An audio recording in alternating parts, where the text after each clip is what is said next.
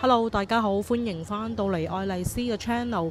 今日係12月9號星期二，位置喺河邊新街。咁我啱啱呢做完指甲啦，諗住呢喺呢度附近揾間鋪頭食埋個 lunch，再同大家呢行街街。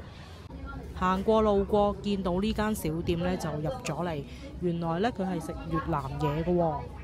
雖然地方細細，但係個感覺呢都係企企理理。仲有佢將菜式嘅相片呢貼晒喺牆上面，好似好豐富咁。菜牌呢都真係幾多嘢揀嘅，有小食類、飯類、撈檬。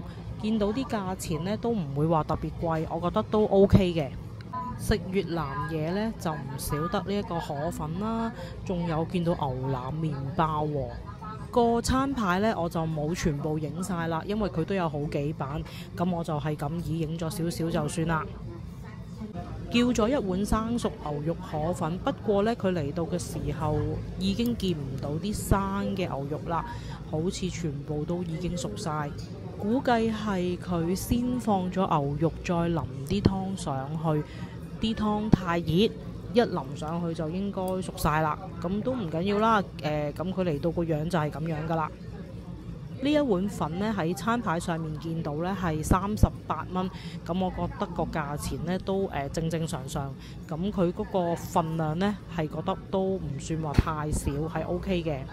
呢一杯呢係越南滴滴咖啡。咁見到佢已經係滴晒啲咖啡落去隻杯度，頭先掛住講嗰碗粉呢，咁啱啱嗰段時間呢，佢就滴漏晒落去下面。咁呢一種嘅越南咖啡呢，我就唔係特別中意啦，亦都唔會話好抗拒。唔係特別中意嘅原因呢，係因為佢呢一種咖啡呢，佢會落煉奶。咁佢拎到嚟嘅時候呢，嗰個煉奶呢已經放咗喺嗰個杯底下面，咁所以呢，佢就慢慢滴啲咖啡落去啦，之後呢，再自己攪勻佢，咁就變咗而家呢冇咁黑啦個顏色。由於佢係用煉奶嘅關係，所以佢出嚟嗰個味道呢就會甜咗少少。另外叫咗一份豬扒飯，咁佢就冇講明係香茅，所以就唔係香茅嚟嘅，係普通嘅煎豬扒飯。咁佢個豬扒好得意嘅喎，唔係圓塊咁樣上嘅喎，係佢 cut 開咗一條條咁樣，可能咁樣就方便你去食啦。隔離仲有隻煎荷包蛋，但係隻煎荷包蛋呢，我覺得如果再燶啲呢，就更加正。咁我哋呢叫咗一份炸春卷，佢亦都有越南春卷嘅，不過呢，我就麻麻地中意食越南春卷，所以呢就叫咗呢一款。就咁影呢，就唔係好影到個餡呢有啲乜嘢，但係食入口呢，就係食到有好多芋頭喺度。春卷係幾唔錯嘅，我覺得係幾好食。食飽出返嚟啦，咁就影一影嗰個門口呢，俾大家睇下，就係呢一間啦。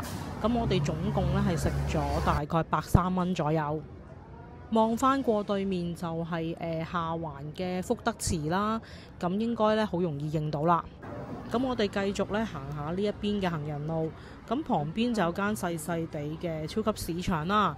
再望返上前面呢，成笪鋪頭呢都係執咗嘅喎。比起對面嘅行人路呢，咁呢一邊就靜好多。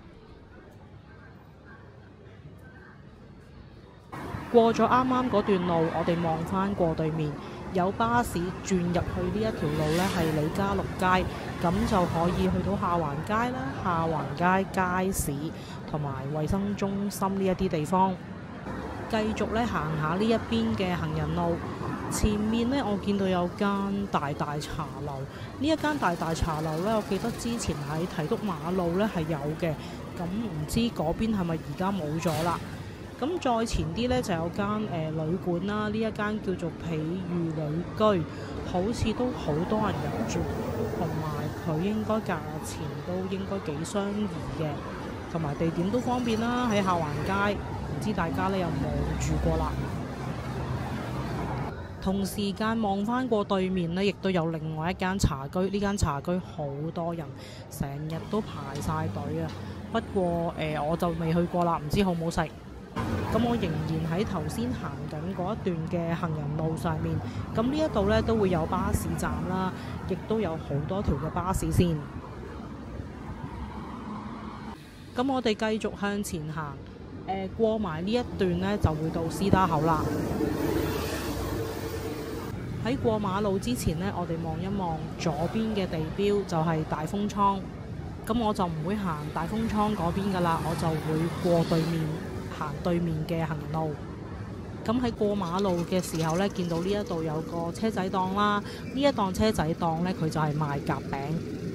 喺呢一度呢，有間食2餸飯、3餸飯嘅鋪頭呢，都幾多人幫襯，因為佢都真係好抵。餸菜嘅款式呢都好多喎，亦都不斷咁新鮮煮出嚟啦，好似都幾吸引。咁有時我自己都會買啲2餸飯啊、3餸飯咁樣嘅，因為有時諗唔到食咩呢，我都會買。望返出嚟馬路中間呢，就會係3號 A 嘅巴士總站。咁呢一條線呢，主要就係往來關閘同埋司打口。喺我行緊呢一邊嘅行人路，喺便利店出邊呢都有個巴士站，亦都係有好多條線可以搭。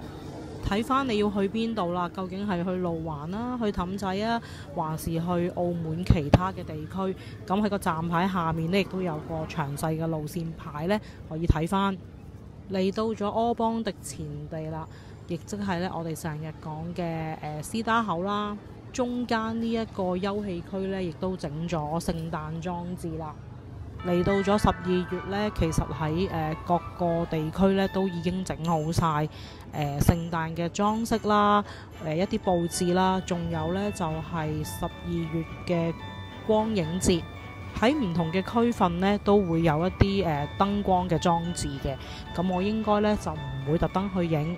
咁我記得呢，初搞光影節嘅時候呢，佢嗰個規劃嘅路線呢係好好行嘅，真係沿住成條嘅路線呢就可以影齊晒所有嘅光影燈飾。但係近呢幾年呢，佢嘅光影節嘅設計呢，咁我就覺得冇最初嘅時候咁靚啦，所以我亦都冇去到影。如果有興趣嘅觀眾朋友呢，都可以自己去影下相。咁我哋喺旁邊呢一度呢，落返嚟過對面啦。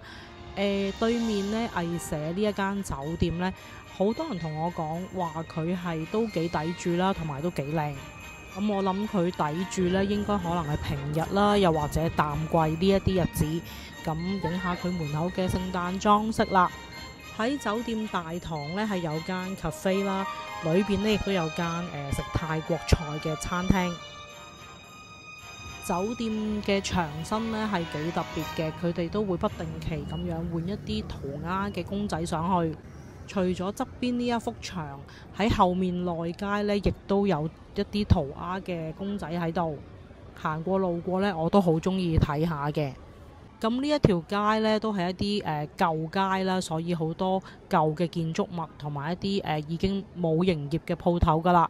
咁成條街一路行呢，我諗都可以睇到好多歷史嘅痕跡。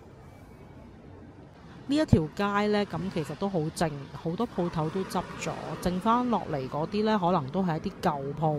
咁我盡量講角度個畫面呢，等大家可以睇晒兩邊有咩唔同。雖然話舊鋪多，但係我見到呢都有啲新嘅鋪頭，例如係藍色呢一間專係攞快遞嘅鋪頭啦。咁而右手邊呢亦都有間茶餐廳。前少少路口位呢，就係明記牛雜嘅鋪頭啦。因為我發覺呢次次都有人問我嘅，咁我亦都不厭其煩咁再講多次啦。如果你去到新馬路想食牛雜，佢冇開，可以行過嚟呢一間鋪頭。咁轉過嚟呢，就係夜魔街。夜魔街今次呢，我就唔行入去啦，不外乎嚟得呢度呢，都係去買杏仁餅嘅啫。咁我就唔行入去啦。另轉身行返出去嘅呢，會係火船頭街萬事發酒店嗰個位置。咁俾大家呢，有一啲概念啦，去認一認，知道喺邊度。咁我哋繼續呢，行呢個蓬萊新街。咁呢一度有五羊酒店啦，都好犀利啊！我覺得佢咁多年都仲喺度。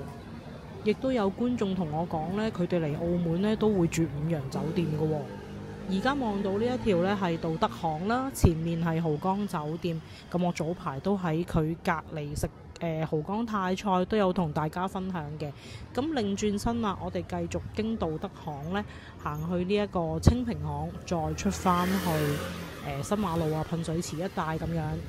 我發覺自己呢，每次由下環街做起點嘅時候呢，行到去新馬路中間嘅路段呢，都好似一樣，唔知點解好自然呢隻腳就係行呢幾條街噶啦。希望你哋呢冇體驗啦，因為我發覺呢，每一次行呢啲鋪頭都有啲唔同喎，有啲執咗啦，又有啲新開咁樣。咁希望大家呢都有啲新嘅視覺。右手邊呢一條呢叫做新市巷，呢一條街呢都有好多為人熟悉嘅鋪頭。咁我見到此香呢就冇開嘅，杏香園呢我間中都會去食，因為佢嘅中式糖水呢係真係整得好好食。跟住就有聯記麵家啦，咁呢間聯記同荷蘭園嗰間聯記都一樣，淨係只收現金，大家呢要留意返。咁仲有前面嘅香記肉乾啦，咁啱啱所講嗰幾間呢都應該係一啲老字號，好多年㗎啦。行到嚟呢一個路口呢，我哋會轉右行福隆新街，因為如果轉左嘅呢，就會係白眼塘橫街。咁啊咁啱見到整緊呢一個花生糖新鮮熱辣啊！哇，好香啊，脆卜卜，好想買返包。聽到佢切呢一個花生糖嘅聲呢，哇，好脆卜卜，好正，真係要買先得。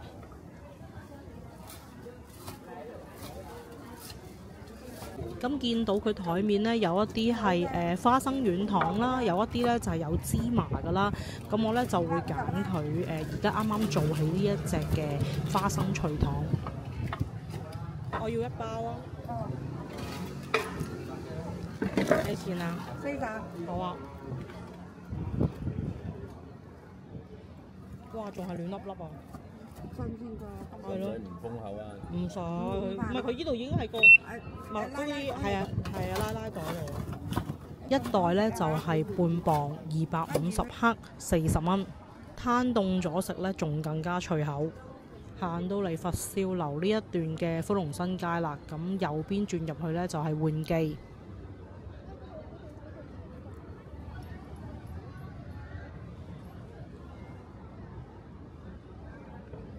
今次行福隆新街呢，就整咗啲燈籠喺上面喎，兩種顏色。試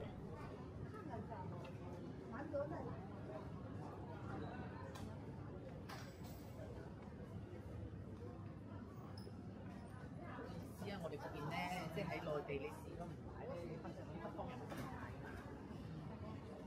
呢一條巷呢係福隆圍，再行入去呢就係福榮里。咁好耐之前都同大家行過㗎啦。咁而家呢，就沿住福隆新街啦，一直行上去，會去到紅窗門街呢，再轉返落去噴水池嗰邊。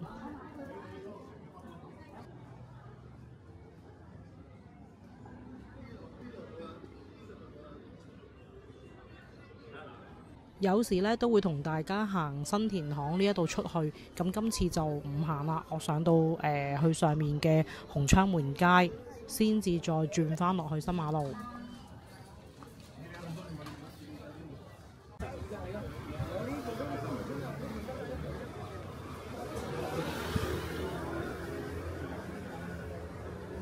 咁紅窗門街呢，我就冇行上面嗰段啦，我就行嚟下面嗰段，因為我哋呢要沿住前面嘅天通街，一直呢轉返落去市政署。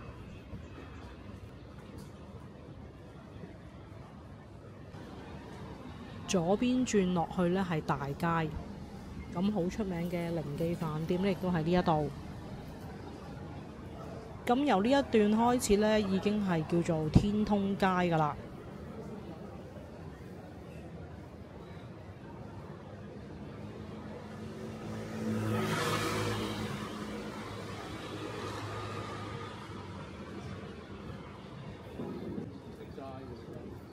唔知啊，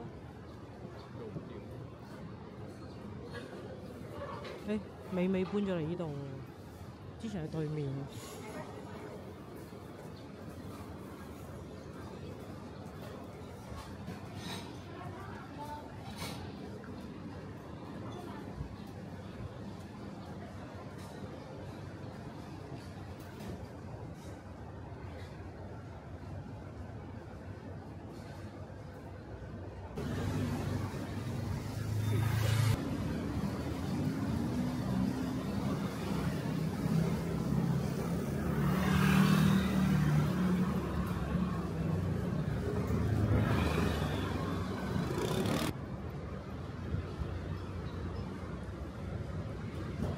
行完天通街，咁我哋轉翻落嚟呢，先去市政署睇下今年嘅聖誕燈飾呢係點樣。咁一入嚟呢，會見到呢一個 Q 版嘅馬槽啊，見到啲公仔樣呢都好可愛。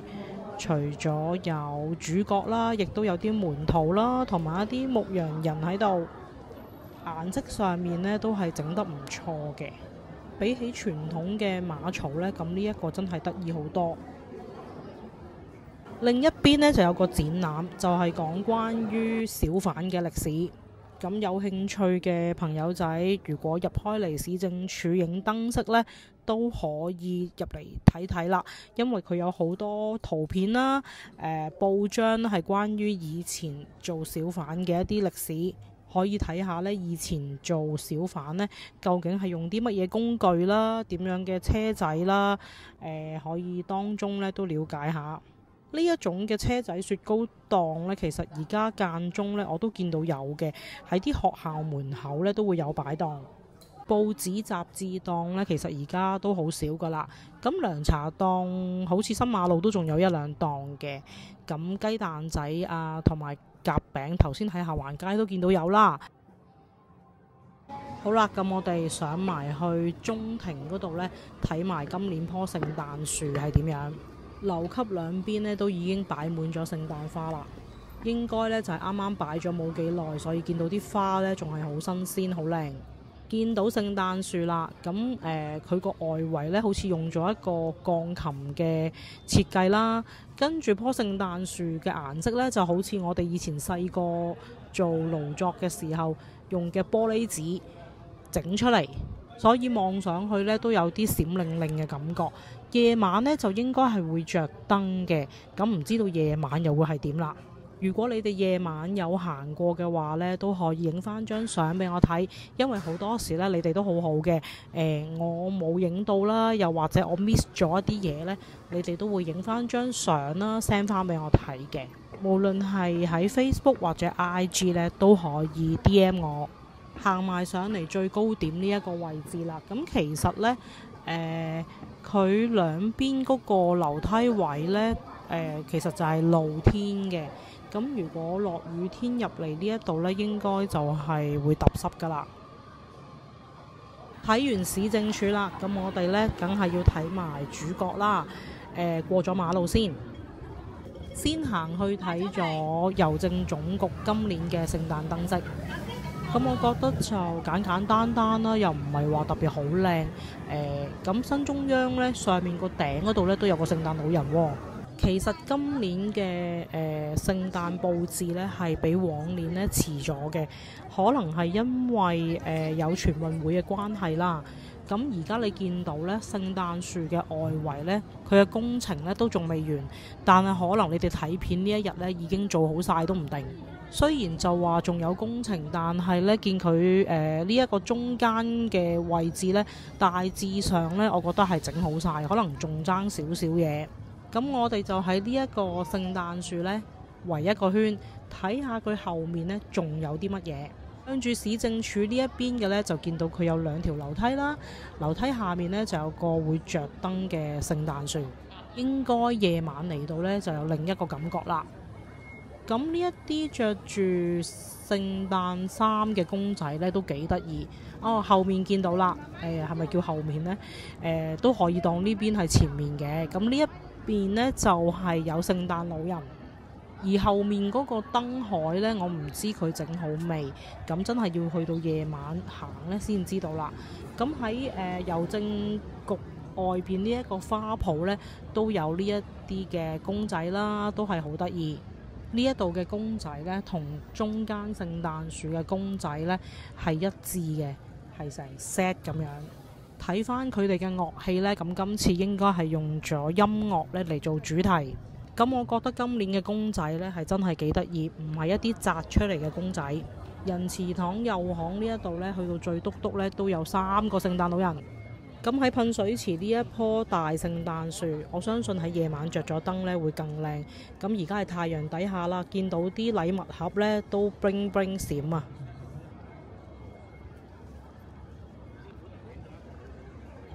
望翻後面嘅市政署，咁佢嗰個外牆呢都有少少嘅裝飾，不過呢就有啲遜色啦。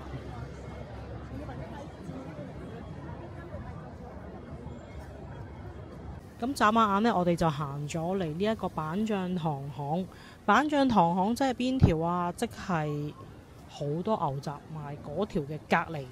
呢一條呢係比較少人啲，佢有好多食肆，但係呢都唔及隔離嗰條牛雜街咁多人。